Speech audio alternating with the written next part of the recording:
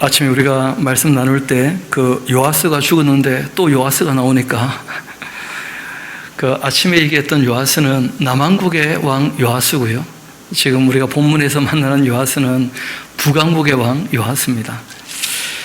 12장 이어서 오늘 그 13장, 그 14장까지 같이 좀 보고자 하는데, 오늘 그 남왕국 요아스 왕, 그 다음 북왕국의 이야기와 함께 요아스의 그 아들 이야기, 그리고 또 엘리사가 별세하셨던 이야기, 그리고 이제 여로보암 2세가 통치하게 될 때 그때 요나라 하는 선지자가 나타나서 이제 외치게 되는데, 그 내용은 우리가 다음 주일날 함께 살펴보게 되겠죠.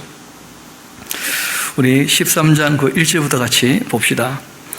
유다의 왕 아시아의 아들 요아스 제23년에 그 요아스가 30살 되었을 때 그 자기 왕권이 어느 정도 강화가 되어서 제사장들에게 이제 너희들이 돈 받지 말고 직접 사람들에게 돈 줘서 일하게 하라 할 그때에 예후의 그 아들 요아스가 그 사마리아에서 이스라엘 왕이 되어서 17년 정도 통치하게 됩니다. 이 요아스 하는 말은 그 하나님께서 붙잡아 주신다, 뭐 그런 정도의 의미를 갖고 있죠. 그 예후 가문의 그 왕들의 이름을 보면 전부 그 여호와 하나님과 관련된 그 이름들을 갖고 있는 것을 보게 됩니다. 여호와 보시기에 이름은 참 요아스 괜찮은데 악을 행했다는 거예요. 여호와 보시기에 어떤 악이었느냐? 이스라엘에게 범죄하게 한 느밧의 아들 여로보암의 그 죄를 따라가고서 거기서 떠나지 아니하였다. 그 여로보암의 죄라고 하는 것은 금송아지를 섬기는 그 죄를 얘기하죠. 예후 집안에서는 그 오므리 왕조를 진멸할 때 당연히 그 이세벨이 갖고 왔던 바알이나 아세라 완전히 쓸어버렸던 모양인데, 그런데도 여전히 그 금송아지 우상은 제거하지 못하고 깨끗하게 정리해야 되는데 그 잣대가 명료하지 못하면 항상 뭐가 좀 남아있게 되는 거예요. 이어봅시다. 느밧의 아들 여로보암의 그 죄를 따라가고서 거기서 떠나지 아니하였으므로 여호와께서 이스라엘에게 노하셔서 늘 아람 왕 하사의 손과 또 그 아들 벤 하닷의 손에 넘기셨었다. 아람 왕이 이스라엘을 학대함으로써 그다음 놀라운 얘기가 하나 나오죠. 북왕국이었지만 여호아하스가 여호와께 간구함에 여호와께서 들어주셨다. 이는 그들이 학대받음을 보셨기 때문이었고 하나님께 정말 올바르게 구했기 때문이었습니다. 문제는 그렇게 은혜를 입고 난 연후에 하나님을 여전히 잘 섬겼느냐 그러지 않았느냐, 그게 또 문제가 되는 거예요. 성경이 우리에게 말씀하시는 아주 일관된 그 진리가 있는데, 용서받은 것 당연하다는 거예요. 그 다음 우리가 다른 사람을 용서하지 않으면 그 주님께서 다시 그 문제를 문제 삼을 수 있다는 거예요. 1만 달란트 빚진 자 이야기를 우리가 잘 알지 않습니까?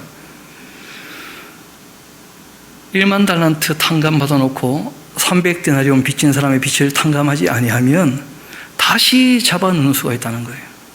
은혜를 베풀고 용서를 해도, 사랑을 해도 그 사람이 그 사랑 앞에서 변하지 않고 여전히 자기 욕심을 따라 산다면 그러면 은혜를 베풀어도 의미가 없는 것이죠.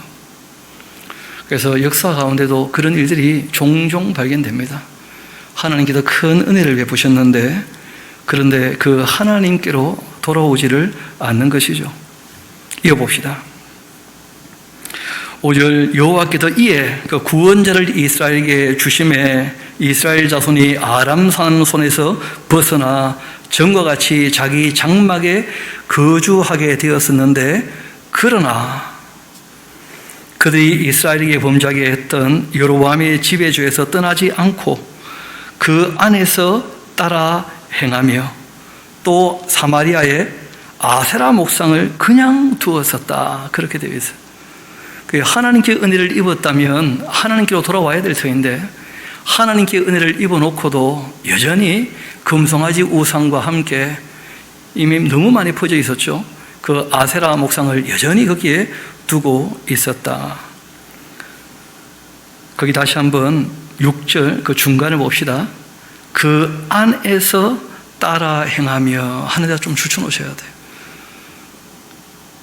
돼요. 하나님 말씀을 따라 사느냐, 양심을 쫓아 사느냐, 아니면 그 시대의 그 문화를 따라 사느냐, 그건 좀 생각해 봐야 돼요.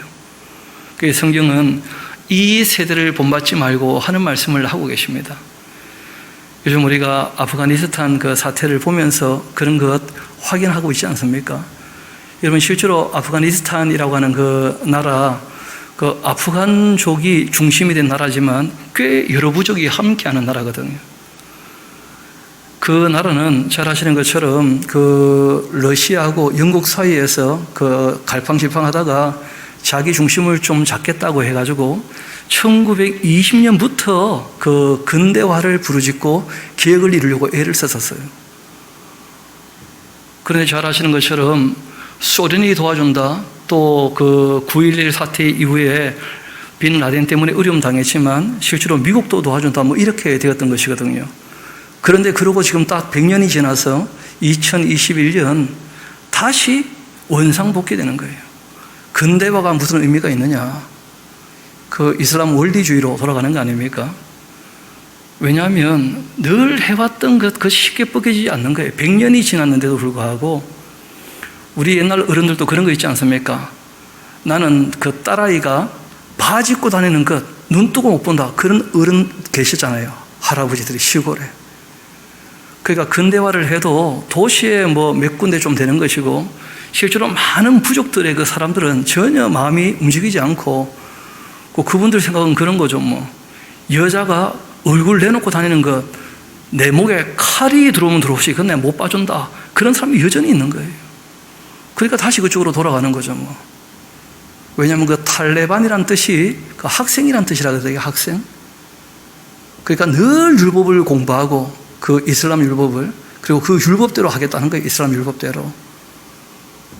근데 그거는 하나의 문화지, 하나님의 형상으로 남자와 여자를 지었다는 것, 그 받아들이지 못하는 것이거든요.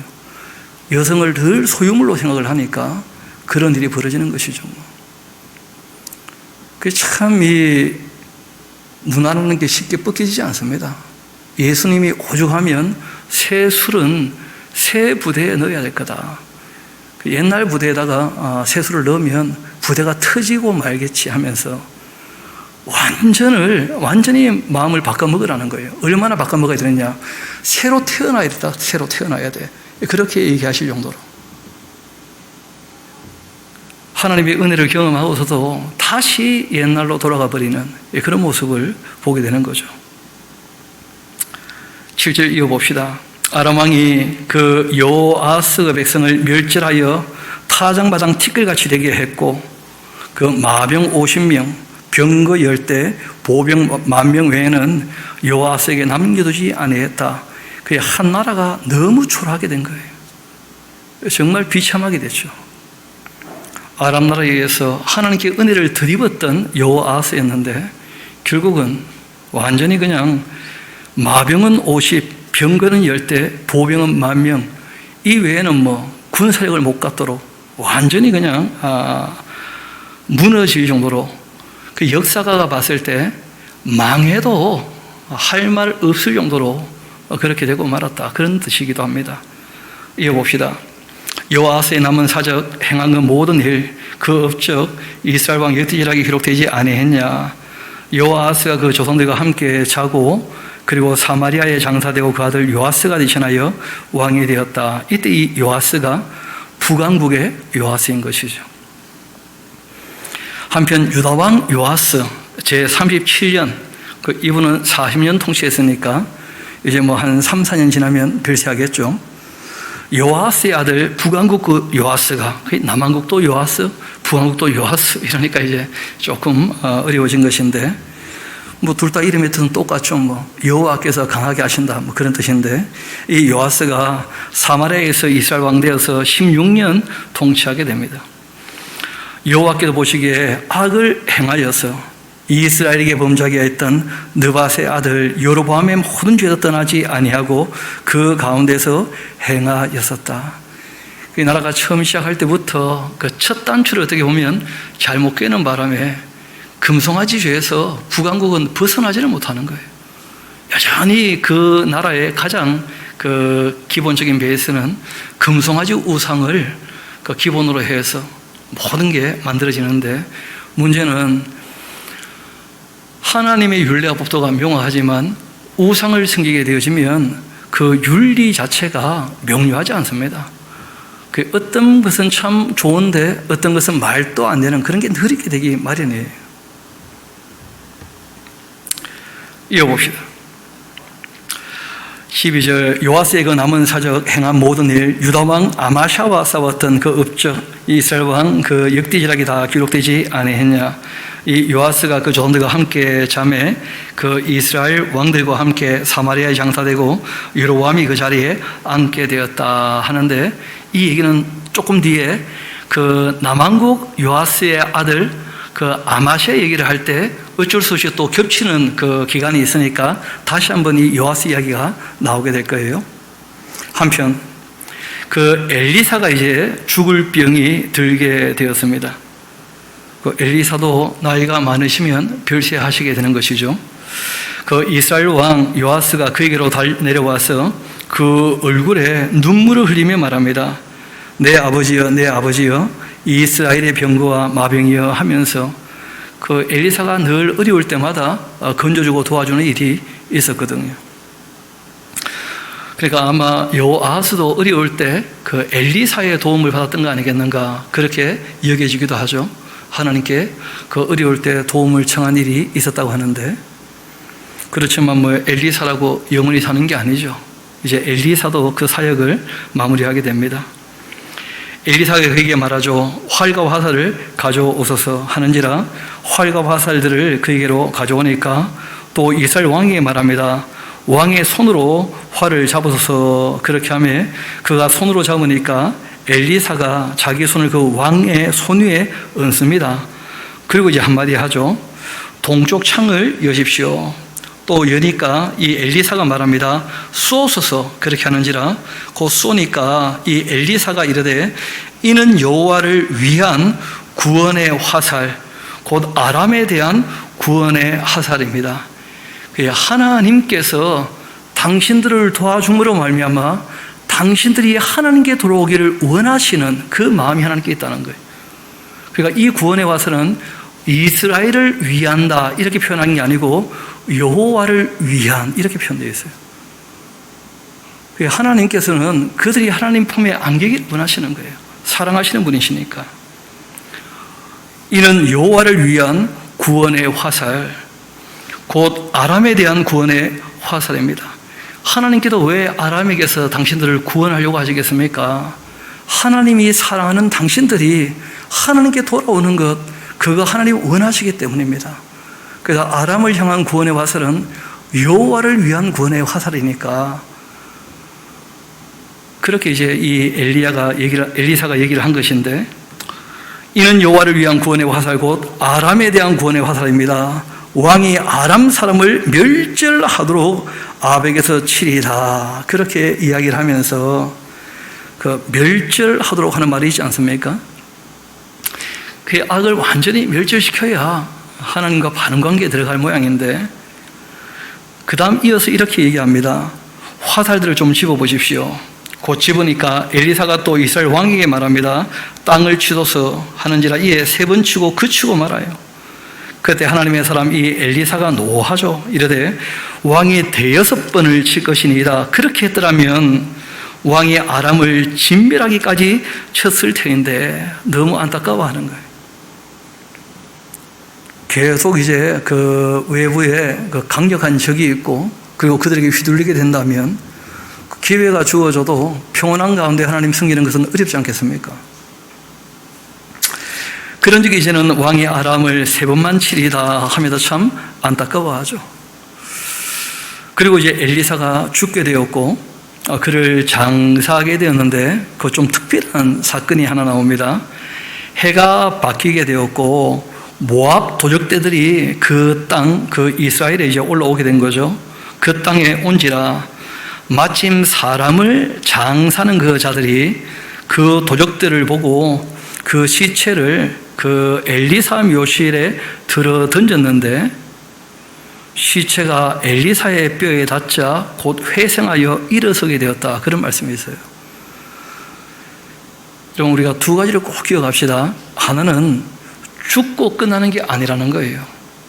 이 땅에서 우리의 육체의 죽음이라는 것은 그 실제로는 흙으로 왔던 이 흙이 죄 아래에서 태어났기 때문에 그 생명나무 열매를 먹지 않았기 때문에 그래서 흙으로 돌아갈 수밖에 없다는 것입니다.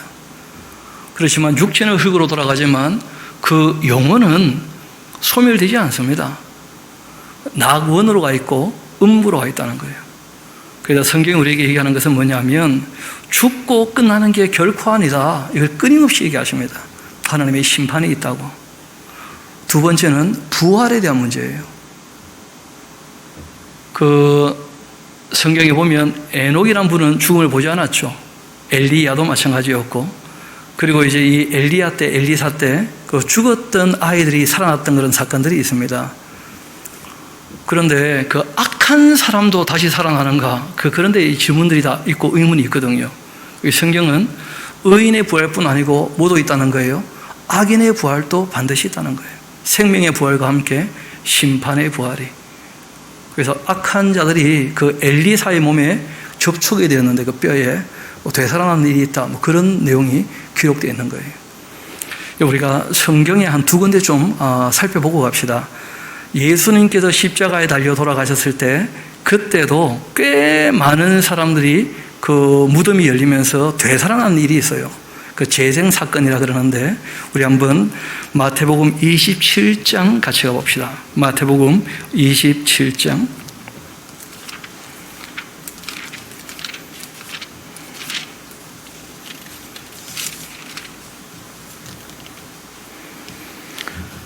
그 52절, 53절, 그런데 좀 박스를 쳐놓으십시오. 그 예수님 부활 사건에 대해서 사람들이 이런저런 말이 많았던 이유가 있습니다. 부활하신 예수님을 직접 보지는 못했다 할지라도 그때 예루살렘에 있었던 유월절을 지키러 왔던 사람들, 오순절까지 죽었다가 되살아난 사람들을 직접 많이 만나기도 했고 또 이야기를 전해들었다는 거예요. 거기에 대하여 성경이 증언하고 있는 것인데 우리 52절 한번 봅시다. 무덤들이 열렸고 자던 성도들의 그 몸이 많이 일어나되 예수의 부활 후에 그들이 그 무덤에서 나와서 거룩한 성에 들어가 많은 사람에게 자기를 보였었다 하면서 재생 사건이 있었다는 거예요. 그런데 이때 꽤 많은 사람이 되살아나서 많은 사람들에게 죽음이 끝이 아니라는 것을 많이 보였다는 거예요. 그래서 이제 오순절 되었을 때 성령 강림 때 예수님의 죽으심과 부활에 대해서 증언했을 때 그 표적이 있고 또 많이 들었던 얘기가 있기 때문에 3,000명쯤 돌아올 수 있는 그러한 이 배경이 또 되는 것이죠. 여러분 그뿐 아니라 우리 요한계시록 그 20장 같이 한번 가봅시다. 그 백보자 심판에 대한 얘기를 하실 때 이런 말씀이 있죠. 잘 아시는 것처럼 생명의 부활이 있고 그리고 이제 천년왕국이 다 지나고 난 다음 우리 11절부터 한번 봅시다. 또 내가 크고 흰 보좌와 그 위에 앉으신 이를 보았는데 땅과 하늘이 그 앞에서 피하여 간데 없게 되었다. 또 내가 보니 죽은 자들이 큰 자 작은 자 그 보좌 앞에 서 있는데 책들이 펴 있고 또 다른 책도 펴져 있는데 곧 생명책이라.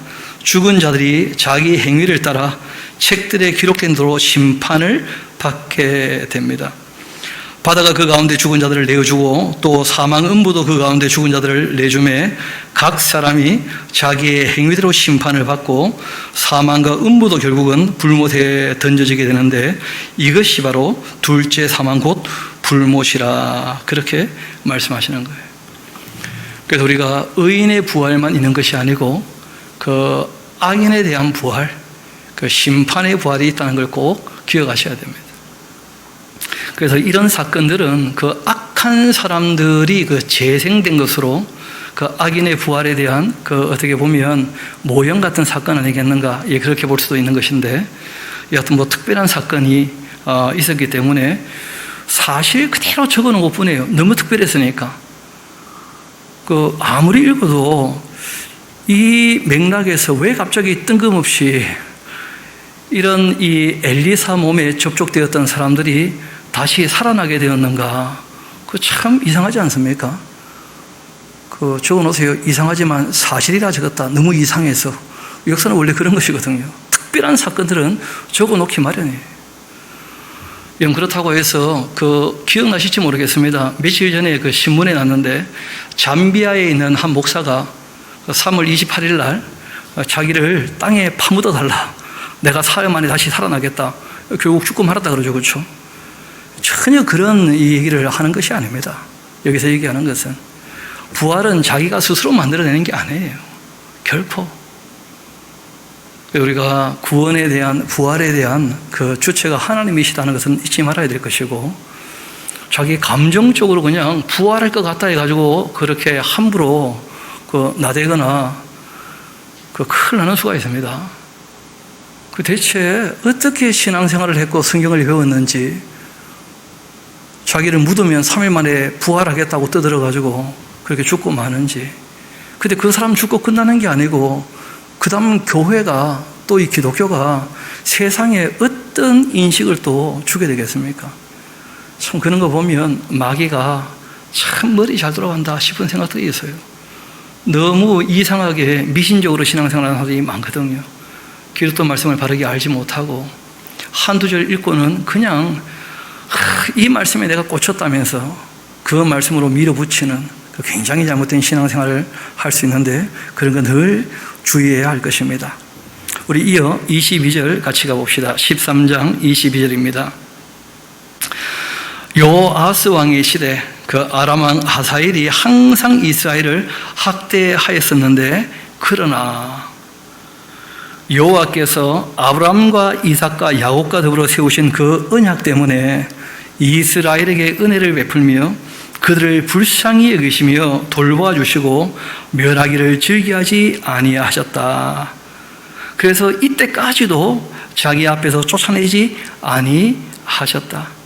그 역사가가 역사를 쭉 살펴보니까 이때 망해도 전혀 이상할 것 없을 정도로 너무 타락했다는 거예요. 그런데 하나님께서 왜 이스라엘이 무너지지 않고 그 역사가 이어지게 하시는가? 거기에 대한 설명을 한 것이죠.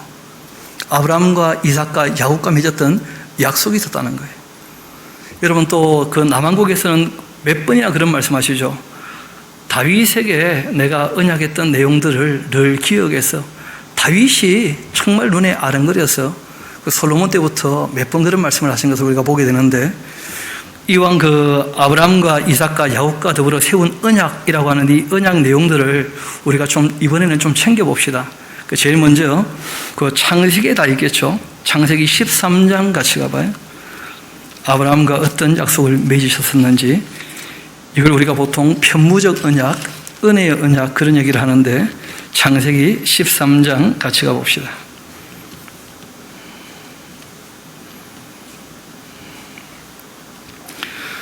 그 아브라함이 자기 조카 이 롯과 함께 너가 우하면 내가 좌하고 내가 좌하면 내가 우하겠다 해서 롯이 떠나고 난 다음이었죠. 이 롯이 아브라함을 떠난 후 13장 14절 여호와께서 아브라함에게 이르시되 넌 눈들어 너 있는 곳에서 북쪽 남쪽 그리고 동쪽 서쪽을 바라보아라. 보이는 그 땅 다 내가 너와 너 자손에게 주리니 영원히 이르게 될 것이다. 그뿐 아니라 내가 너희의 자손이 그 땅의 티끌 같게 할 테니 사람이 땅의 티끌을 능히 세수듯인데 너희의 자손도 셀 것이다. 너는 일어나 그 땅을 이 종과 힘으로 두루 다녀 보아라. 내가 그것을 너에게 주겠다 할 때 그 땅이 바로 가나안 땅을 얘기하는 거죠. 달리 딴 땅을 얘기하는 게 아니거든요. 이 아브라함이 장막 옮겨 헤브론에 있는 마므레 상수리 수풀에 이르러 거주하며 거기서 여호와를 위하여서 제단을 쌓았다 하고 성경이 기록하고 있는데, 아브라함과 맺었던 언약이 그런 것이었죠. 또 이삭에게 하신 말씀도 한번 봅시다. 창세기 26장 같이 한번 가봅시다. 그때 뭐라고 말씀하셨는지 창세기 26장 같이 가봅시다.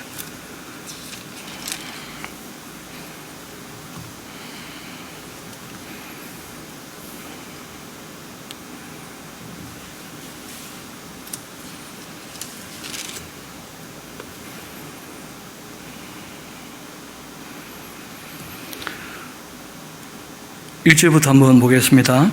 아브라함 때에 청년이 들었더니 그 땅에 또 흉년이 들었고 이삭이 그랄로 가서 블레셋 왕 아비멜렉에게 이르렀더니 그때 여호와께서 이삭에게 나타나 말씀하십니다.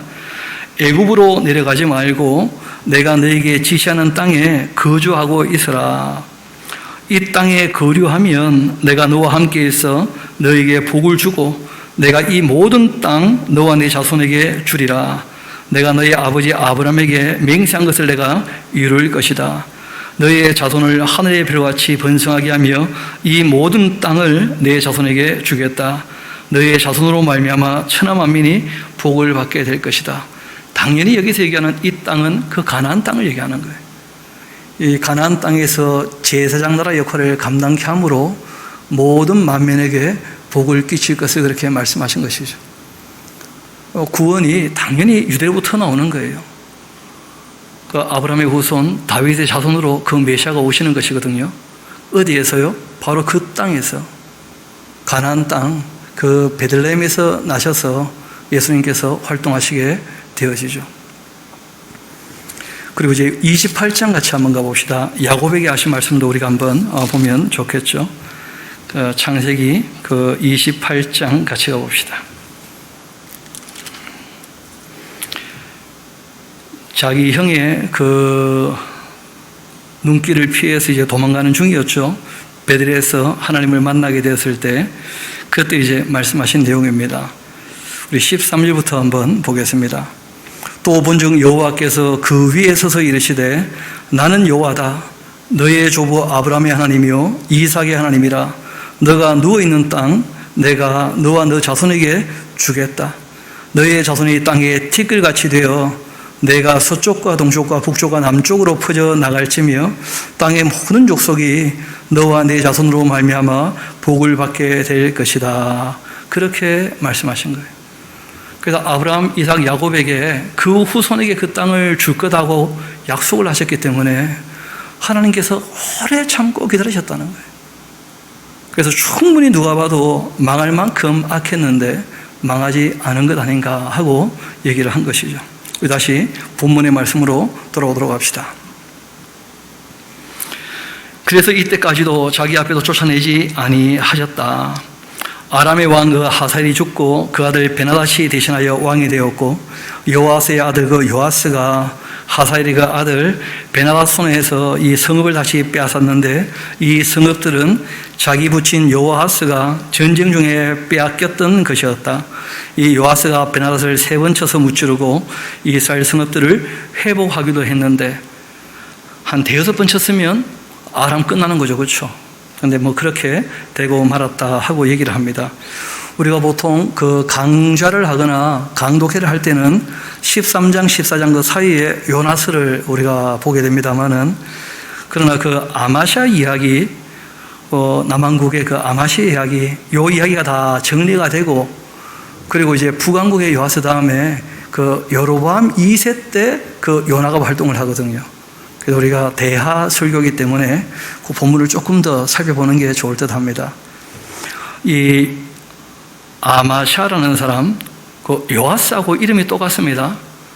뜻이 그 요아스하게 되어지면 여호와가 앞에 나온 것이고 아마시아 이하 하면 그 여호와라는 말이 뒤로 간 것뿐입니다. 뜻은 똑같이 여호와께서 강하게 하신다. 그런 뜻이에요. 이스라엘 왕 요아스의 아들 요아스 그 2년에 유다의 왕 요아스의 아들 아마샤가 이제 왕이 됩니다. 그 자기 아버지는 신하들 손에 의해서 죽지 않습니까?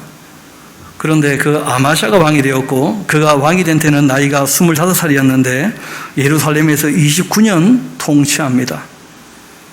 그 25세가 되어서 29년 통치했으니까 그 54세도 뭐 별세한 거죠. 그리 오래 일한 것은 아닙니다. 그 어머니의 이름은 여호아단이고 예루살렘 사람입니다. 아마샤가 여호와 보시기에 정직히 행하였으나 안타깝게도 그 조상 다윗과는 같이 아니하였다, 이렇게 되어 있어요. 그 아마샤라는 사람이 처음에는 참 잘하려고 애를 쓰기는 했지만 다윗 같은 그런 정도의 그 결기는 없었던 거예요. 그 아버지 요아스가 행한 대로 다 행하였어도 오직 산당들을 여전히 제거하지 않았다는 거예요. 안타깝게도. 그 참 열왕기 이 기자는 산당이라는 것이 늘 남아 있어서 이게 늘 문제를 일으키고 있다, 그렇게 얘기하는 듯 보입니다. 이 백성이 여전히 산당에서 제사를 드리며 분향하였더라. 나라가 그의 손에 굳게 서게 되었고, 그러자 이제 그 부왕을 죽였던 신복들을 드디어 다 찾아 죽이게 됩니다.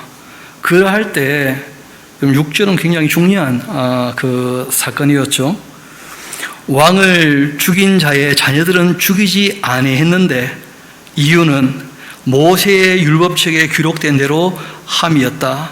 곧 여호와께서 명령하여 이르시기를 자녀로 말미암아 아버지를 죽이지 말 것이고 아버지로 말미암아 자녀를 죽이지 말 것이라.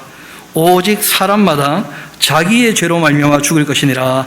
그렇게 하셔서 연좌제를 적용하지 않고 딱 그냥 자기 아버지를 죽였던 그 악당들만 죽이는 것으로, 그리고 그 가족들은 절대 손대지 않는 것으로 그렇게 정리를 한 것이었죠. 그렇게 하나님의 율례법들을 잘 따를 그때 어떤 일이 있었느냐. 7절 봅시다. 아마샤가 소금 골짜기에서 에돔 사람 10,000명을 죽이기도 했고 또 전쟁을 위하여 셀라를 취하고 이름을 욕되리라, 그렇게 했습니다. 오늘까지도 여전히 그 성읍을 욕되리라 한다, 그렇게 되어 있는데, 욕될 하는 말은 하나님께서 복을 주셔서 그런 뜻이에요. 하나님이 복 주신 곳이다, 그 성읍이. 그래서 이 에돔에 10,000명을 쳐서 죽였다는 거 아니겠어요? 그리고 이제 그 7절과 8절 사이에 중요한 사건들이 좀 빠져 있습니다. 역대기를 보면 우리가 그 사건을 알 수 있는데, 여러분 그 에돔을 쳐서 승리하고 돌아오는데 문제는 그 세일 사람들, 에돔 사람들이 섬기던 신들을 가지고 와서 그 에돔 신을 섬기는 거예요. 참 이 아마샤라는 사람이 왜 그랬는지 모르겠어요. 하나님의 은혜를 드리고서 승리를 했는데 승리에 도취를 해서 그랬는지, 아니 에돔 사람은 자기 손에 무너지지 않습니까? 그런데 그 에돔 사람들의 신을 갖고 와가지고는 그 신들을 섬기는 거예요. 그래서 이 신앙은 하나의 사건으로 되는 게 아닙니다. 신앙이라고 하는 것은 생활로 이어져야 돼요. 성실하게 끝까지 우리가 변치 않고 가야 되는 것이지, 우리가 한때 좋았다고 해서 계속 좋으냐? 전혀 그럴 수 없습니다. 거꾸로 지금 안 된다고 계속 안 되냐? 그런 것도 아니라는 거예요. 그래서 신앙은 길흉을 묻지 않습니다. 신앙생활을 할 때에는 우리가 내일 일을 염려하는 것이 아니고 한날 괴로운 그날이 좋게도 오늘 우리가 주님 앞에서 착하고 성실하게 살아가는 것이 중요해요. 내일도 마찬가지고. 근데 참 안타깝게도 그 아마샤에게는 그런 신앙의 성실함이 보이지 않는다는 것이죠. 결국 이제 어떻게 되느냐, 이 한번 봅시다.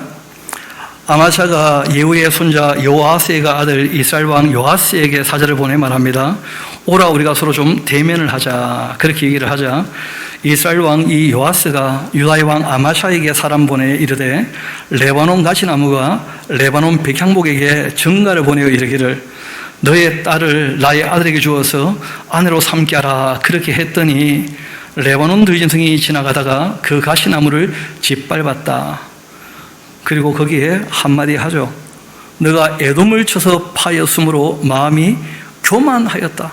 누가 봐도 교만하게 된 거라, 아마샤가. 우상 숭배와 함께 교만함이 함께 있게 되어지니까 이거는 뭐 뻗겨낼 수 없는, 용납될 수 없는 그런 이제 이 죄의 구렁텅이에 빠져버린 거예요. 스스로 영광을 삼아서 왕궁에나 너희 집으로 돌아가라. 어찌하여 화를 자차하여서 너와 유다가 함께 망하고자 하느냐. 그렇게 하는데 아마샤가 듣지 않습니다. 교만하니까 당연히 안 듣죠. 이스라엘 왕 요아스가 올라와서 그와 유다의 왕 아마샤가 유다의 벳세메스에서 대면하게 되었는데 유다가 그 이스라엘 앞에서 패하게 되었고 각기 장막으로 도망하게 되었습니다. 남왕국 유다가 이렇게 된 이유가 있다는 것이죠. 우상 숭배와 함께 교만했기 때문이다. 그런 것입니다. 이스라엘 왕 그 요아스가 벳세메스에서 아시아의 그 손자 요아스의 아들 그 유다 왕 아마샤를 사로잡고서 그 예루살렘에 이르러 예루살렘 성벽 에브라임 문에서부터 시작해서 성 모퉁이 문까지 400규빗 한 200m 정도를 다 헐어버렸고 또 여호와의 그 성전과 왕궁 곳간에 있는 금은과 모든 기명들을 탈취해가고 또 사람을 그 볼모로 잡고서 사마리아로 돌아가게 되었다. 그렇게 되어 있습니다. 이 요아스의 남은 사적과 그 업적 또 유다의 왕 아마샤와 싸운 일, 그 이스라엘 왕 역대기실록에 다 기록되어 있지 않느냐. 이 북왕국의 요아스가 그 조선들과 함께 잠에 이스라엘 왕들과 사마리아에서 함께 장사되었고 그 아들 여로보암이라는 사람이 대신하여 왕이 되었다. 이때 이 여로보암 2세, 이때 이제 북왕국의 그 예언자들 중에 요나 또 아모스 그리고 또 호세아 같은 분들이 활동하게 되는 것이죠. 이렇게 이스라엘 왕 요아스의 아들 요아스가 죽은 후에도 유다의 왕 요아스의 아들 아마샤가 15년 더 생존했었는데 아마샤의 남은 행적 유다 왕 역대기록에 기록되지 아니했냐. 예루살렘에서 무리가 그를 반역한 고로 그가 라기스로 도망했는데 반역한 무리가 사람을 라기스로 따라보내 그를 거기서 죽였다. 그 자기 아버지 요아스 왕처럼 이 아마샤도 자기 신하들의 손에 죽고 말았어요. 라기스까지 도망갔는데 그 이유는 딴 데 있는 게 아니죠. 하나님의 율례와 법도를 따랐을 때에는 정말 사람을 긍휼히 여기는 마음이 있을 그때 그 에돔과의 전쟁에서 큰 승리를 거두었는데 교만하게 되어지고 그 에돔의 우상을 갖고 와가지고는 섬기고 그렇게 만행을 저지르니까 결국 안 되고 만 거죠. 이렇게 대를 이어서 그렇게 비참하게 신하들 손에 죽고 말았습니다. 그렇게 반역한 무리가 사람을 라기스로 따라보내서 그를 거기서 죽이게 하고 그 시체를 말에 실어다가 예루살렘에서 그 조선과 함께 다윗성에 장사하였다. 유다 온 백성이 이 아사랴를 그 아버지 아마샤를 대신하여 왕으로 삼았다. 그래서 이제 이 아사랴가 왕이 되는 것이죠. 아사랴 하는 이름은 여호와께서 우리를 도우신다. 그런 정도의 의미를 갖고 있습니다. 그때 그 나이는 16살이었다. 아마샤가 그 조선들과 함께 잔 후 아사랴가 엘랏을 건축해서 유다에 복귀시키기도 했다. 그렇게 되어 있는데 거기다가 요나서 이렇게 좀 적으시면 되겠어요. 보통 우리가 13장, 14장 사이에 이제 요나서를 적는 이유가 이때 여로보암 2세가 이제 등장하기 때문이거든요. 그래서 여로보암 2세는 이제 이때 등장하게 되는 것이니까 여기다가 요나서 적어 놓으시고 또 우리 그 29절 밑에다가 몇 사람 이름을 좀 더 적으시면 좋겠습니다. 그 아모스 그리고 호세아 그 14장 15장 그 사이에다가 그리고 거기다가 또 남왕국의 예언자들이 있죠. 그 이사야, 미가 또 오바디아, 나훔 같은 분들이 이때 남왕국에서 또 활동하게 되어집니다. 그래서 우리가 역사적 순서를 따라가면서 이 예언자들을 좀 만나봐야 그분들이 왜 그런 말씀하시는지를 알게 될 거예요. 하나님께서 엘리야를 보내셔서 불을 내리고 물을 내리고 능력을 보이시고 또 엘리사를 보내서 끊임없이 구원의 그 은혜를 베풀어 주셨음에도 불구하고 왕조를 뒤집어 엎어가지고 새롭게 하려고 애를 써보셨지만 결국 이제 이 오므리 왕조가 예후 가문에 망했는데 예후 가문의 여로보암 2세 때 하나님께서 은혜를 베푸셔도 안 되고 말았다 하는 것을 보여주면서 반면 하나님께서 그 요나라는 예언자를 다메섹에 보내게 되었을 때 그 다메섹 사람들은 그 아수르의 수도 아닙니까?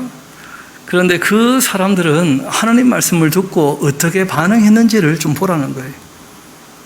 이 요나가 무슨 특별한 능력을 보여준 것도 아니었거든요. 그래서 하나님께서 이스라엘을 향하여서 최선을 다해 보시지만 도무지 그들은 하나님 말씀을 듣지 않는데 오히려 이방인들은 하나님 말씀을 듣고 돌이키는 그런 일이 있었다 하는 것을 이 요나 예언자를 통하여 보여주고 계시는 것입니다. 우리가 다음 시간에 그 요나서를 같이 보면서 하나님의 그 마음이 어떠한지를 다시 한번 또 살펴보도록 그렇게 하시겠습니다. 기도하시겠습니다.